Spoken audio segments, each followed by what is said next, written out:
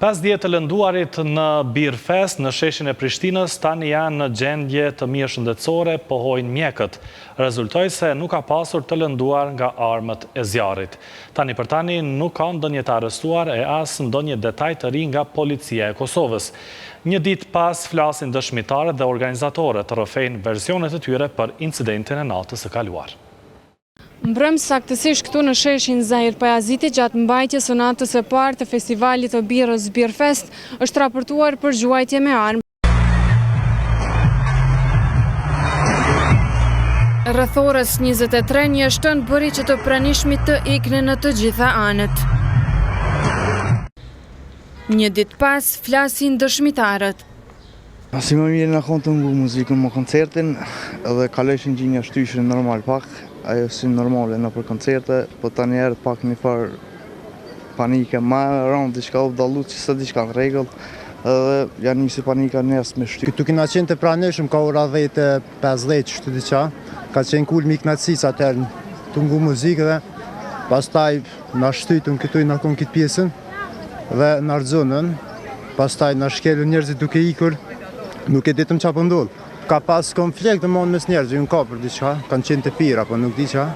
Dhe pastaj njeri ka grer armën për pjetë dhe ka gjojtë, pastaj turma kur ka një krizë më ka rikë. Një ditë pas incidentit në sheshin e kryeqytetit në qendrën klinike universitare të Kosovës, bën të ditur se lëndimet ishin kryesisht të lehta. Vetëm njëri nga pacientët ishte pak sa më shumë i lënduar. Lëndimet mjekësore mbi 50 pacient. Lëndimet kanë qenë kryesisht të lehta. Trupore gjatë tentemike, se kështu ka qenë një prerje lehtë në ekstremitet me mjetën prehtë. Dy potencialisht ka mund të qenë gjamë. Ende nuk ka ndonjë informacion nëse është arrestuar personi që ka gjuajtur me armë. Sipas policisë, në vendin e ngjarjes janë gjetur disa gëzhoja. Një person është i lënduar në këmbën e majtë. Nuk janë konfirmuar lëndime nga arma e zjarrit. Ka disa gërvishje nga ndonjë objekt i mprehtë. Procedurat hetimore për të sqaruar gjitha rrethanat e rastit janë në proces. Rasti është iniciuar si shkaktimi i rrezikut të përgjithshëm. Organizatori i Beer Fest Ekrem Tahiri tha se incidenti i mbrëmshëm u shndrua në panik. Sigurisht që jemi të shqetësuar të gjithë, po për fat mirë po del që ka qenë më shumë panik se sa që ka pas diçka serioze në këtë aspekt. Nga ana tjetër, qytetarët incidentin në një natë më parë i cilësuan si menaxhim jo të mirë nga organizatorët e Beer Fest. Konsiderojnë se këto lloj manifestimesh nuk duhet të mbahen në sheshe të kryeqytetit. Kjo në vend se të merret se çdo ku në botë pija alkoolike ndalohet, të na promovohet, reklamohet, kështu që të po vinë tu po pinë pije, si ndoshta pije tjera. Tinejgjerë, domethënë moshën 15-16 vjeçare pinë birra. Edhe ato nuk kontrollohen.